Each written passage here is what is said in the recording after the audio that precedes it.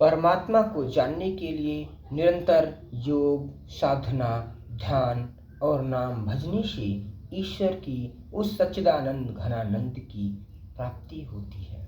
यदि मनुष्य कोई काम कर रहा है उस समय भी परमात्मा का नाम भजता है, परमात्मा सब कुछ सुनता है। कुछ लोग कहते हैं कि मैं पूजा पाठ करता हूँ, मैं परेशान रहता हूँ, ईश्वर मेरी सुनता नहीं। मैं सत्य बता रहा हूँ कि यदि जिस दिन हृदय से सच्चे मन से उस परमात्मा को पुकारोगे, वो उसी क्षण तुम्हारी सुनेगा।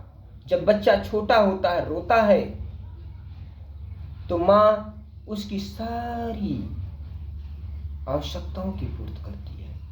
उसी प्रकार से वो परमात्मा, वो सच्चिदानंद घनानंद, माँ भगवती सब कुछ तुम्हारी जो भी तुम प्रार्थना करते हो सुनते हैं।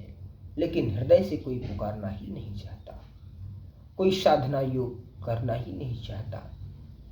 लोग तो ईश्वर की मंदिरों में इसलिए जाते हैं कि मैं जाऊंगा मेरा भला होगा, मैं जाऊंगा तो मुझे ये मिल जाएगा।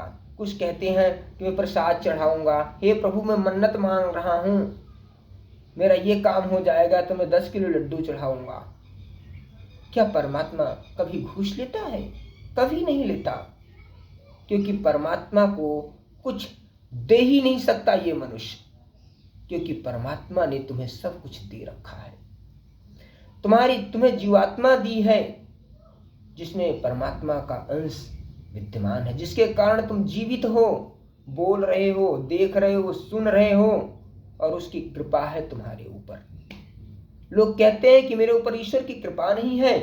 मैं कहता हूं तुम पर परमात्मा की उस सच्चिदानंद घनानंद की सबसे बड़ी कृपा है, क्योंकि तुम जीवित हो, तुम श्वास ले रहे हो, बोल रहे हो, देख रहे हो।